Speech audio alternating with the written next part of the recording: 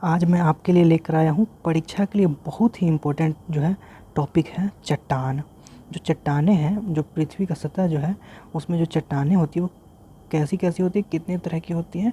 और ये टॉपिक जो है काफ़ी इम्पोर्टेंट है क्योंकि इससे सवाल देखने को मिलता है। लगभग हर एग्ज़ाम में एक सवाल तो देखने को मिल ही जाता है और इसको हम लोग कुछ बहुत ज़्यादा जो है सीरियसली लेते हैं। तो चलिए इस चैप्टर को जो मैं आसान बना दूँगा एकदम, ठीक है। चलिए देखते हैं इस चैप्टर को आगे। तो चलिए फ्रेंड्स देखते हैं कि चट्टान जो है, चट्टान कितने जो है क्या होते हैं, पहले ये देख लेते हैं। तो पृथ्वी के सतह के कठोर भाग को चट्टान कहते हैं। मतलब पृथ्वी का सतह जिस पे हम रहते हैं उसके कठोर भाग को क्या कहते हैं? चट्टान कहते हैं। पृथ्वी के सतह को कठोर भाग को चट्टान कहते हैं। अब जो पृथ्वी की बाहरी परत की संरचना की मूलभूत इकाई है, मतलब इसका मतलब क्या हुआ कि पृथ्वी का जो बाहरी परत है जिस पे हम रहते हैं उसकी संरचना का मूलभूत इकाई है। जैसे कोशिका जो है हमारे शरीर की कार्यात्मक एवं संरचनात्मक इकाई है ना, वैसे ही ये चट्टान जो है मूलभूत इकाई है हमारे पृथ्वी की बाहरी परत के संरचना का। ठीक है, समझ गए हैं। चलिए अब देख लेते हैं कि कितने प्रकार की होती है। तो उत्पत्ति के आधार पर, किस आधार पर? उत्पत्ति के आधार पर, मतलब बनने के आधार पर यह 3 प्रकार की होती है। ठीक है, पहला है आग्नेय चट्टान जिसे इग्नियस रॉक भी कहते हैं इंग्लिश में। दूसरा है अवसादी चट्टान या सेडिमेंट्री रॉक, और तीसरा है कयांत्रित या मेटामॉर्फिक रॉक। ठीक है, तो चलिए एक एक करके तीनों को देख लेते हैं। तो सबसे पहले तो अपना लिस्ट में है आग्नेय चट्टान। तो आग्नेय चट्टान को सबसे पहले देखेंगे।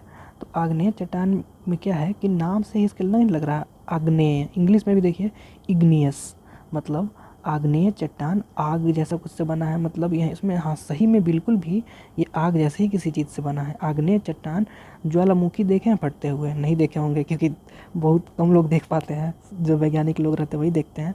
तो मैग्मा या लावा जो होता है, जो ज़मीन के अंदर जो दबा रहता है, मैग्मा जिसे लावा भी कहते हैं, वो जो है ना बाहर जब निकलता है तो वही जम करके जो है चट्टान बन जाता है। वो तो एकदम लिक्विड फॉर्म में होता है। लिक्विड क्या मतलब मेटेलिक जो है मेटेलिक फॉर्म में ही होता है, बट वो थोड़ा पिघला हुआ फॉर्म में रहता है। ठीक है, तो वही बाहर आकर के जो है जमने से चट्टान बनता है। कौन? जैसे ग्रेनाइट, बेसाल्ट, पेग्माटाइट इत्यादि, ये सब चट्टानें जो हैं वो कौन सी चट्टानें हैं? आग्नेय चट्टान है, इग्नियस रॉक है। ठीक है, सबसे पहले अब इसका फीचर्स देख लेते हैं कि आग्नेय चट्टान जो होता है ना परत रहित, मतलब एक लेयर बाय लेयर जो बनता है ना, तो नहीं, लेयर बाय लेयर वाला सीन नहीं है यहाँ पे, ये परत रहित है। कठोर संरचना, कठोर संघनन, मतलब काफ़ी कठोर होता है ये, और जीवाश्म रहित होता है। सोचिए इसमें अगर जीवाश्म रहेगा तो इवेपोरेट कर जाएगा, जल जाएगा, तो जीवाश्म रहित ही होगा ना ये। तो मतलब इग्नियस रॉक या आग्नेय चट्टान जो है वो परत रहित, कठोर और जीवाश्म रहित होता है, याद रखिएगा। आर्थिक रूप से, लेकिन ये जो है आर्थिक रूप से बहुत ही संपन्न चट्टान है। आर्थिक रूप से संपन्न मतलब इसमें पैसा है क्या? हाँ बिल्कुल पैसा है। जितना भी खनिज है, जितना भी लोहा है, सबसे हमें जो है काफ़ी मोटी रकम प्राप्त होती है कि नहीं?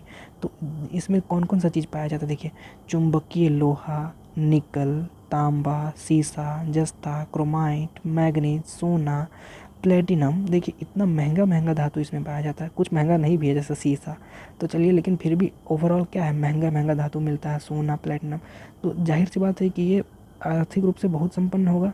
चलिए अब इसका कुछ फैक्ट है वो देख लेते हैं कि जैसे बेसाल्ट में लोहे की मात्रा सबसे अधिक होती है। ठीक है, इस चट्टान के क्षरण से ही काली मिट्टी का निर्माण होता है। काली मिट्टी का निर्माण आग्नेय चट्टान की क्षरण से ही होता है।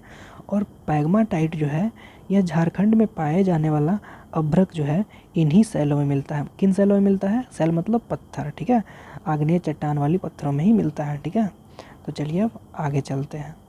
आगे अगर चले तो आग्नेय चट्टान जो है, अब तो आग्नेय चट्टान एक बहुत बड़ा टॉपिक हो गया ना।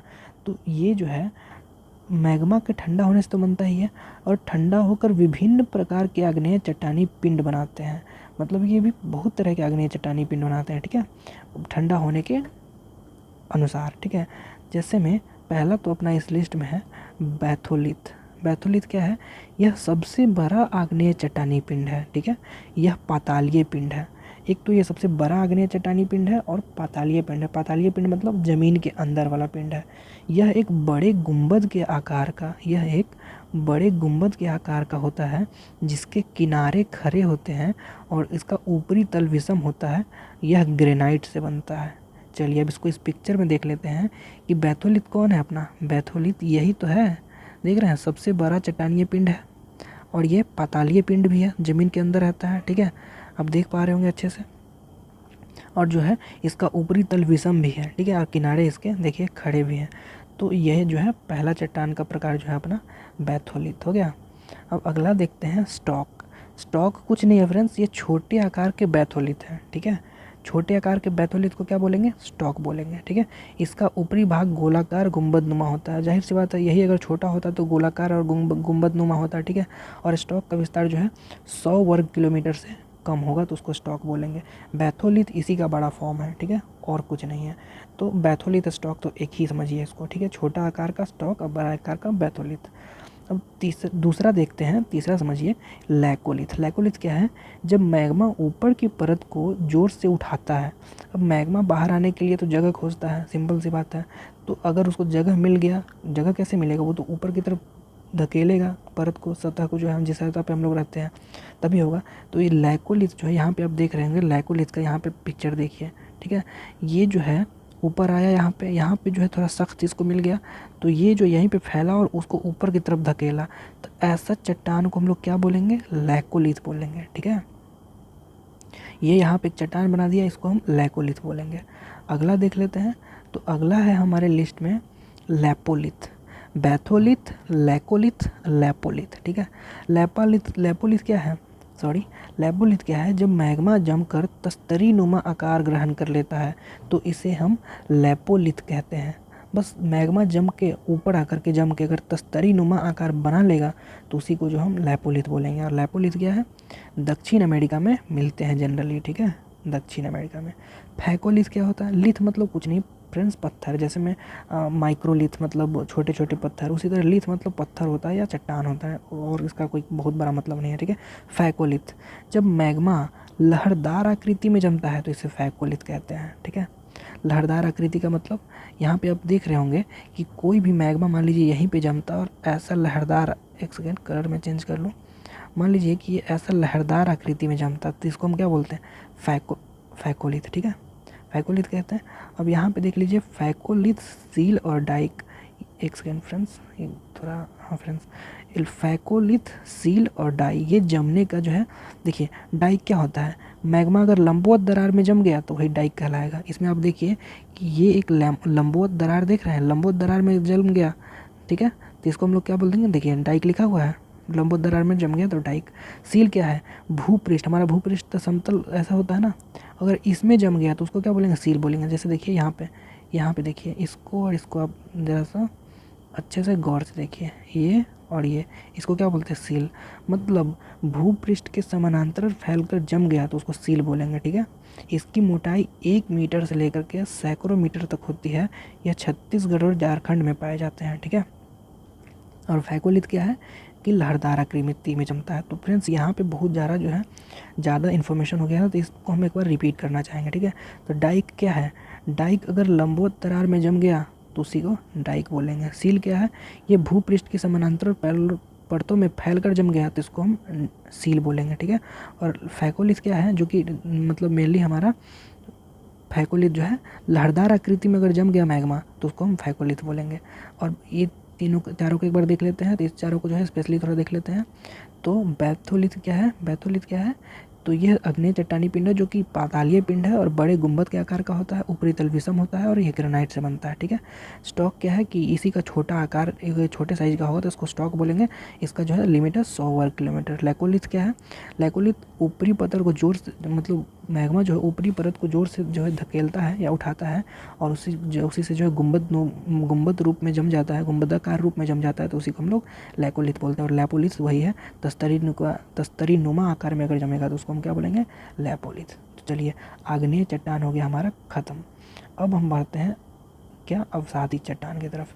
तो अवसादी, नाम से आपको नहीं लग रहा कि अवसाद जैसा कुछ बात कर रहा है। अवसाद मतलब देखिए प्राकृतिक कारकों के द्वारा निर्मित छोटी छोटी चट्टानों से कहीं पर जमा हो जाती है और बाद में रासायनिक प्रतिक्रिया, जैसे ताप या दाब के कारण, अगर रासायनिक प्रतिक्रिया के कारण जो है सब जो छोटे छोटे जो चट्टान बने थे वो अगर मिल के एक बड़ा चट्टान बन जाए तो इसी को हम लोग क्या बोलेंगे, अवसादी चट्टान कहेंगे। ठीक है, एक बार फिर से इसको देख लीजिए कि जो छोटी छोटी, जैसे मैं इग्नियस रॉक, वही अगर मान लीजिए बहुत समय के बाद छोटी छोटी टुकड़े में बढ़ जाएगा और फिर कुछ समय के बाद जो है वही फिर मिलके एक बड़ा चट्टान अगर बना देगा तो उसको हम लोग क्या बोलेंगे, अवसादी चट्टान या सेडिमेंट्री रॉक कहेंगे। ठीक है, जैसे बलुआ एक सेकेंड फ्रेंड्स, हाँ, जैसे बलुआ पत्थर, चूना पत्थर, स्लेट, कांग्लोमरेट, नमक की चट्टान या सेल खड़ी, ये सब जो है अवसादी चट्टानों के एग्जाम्पल हैं।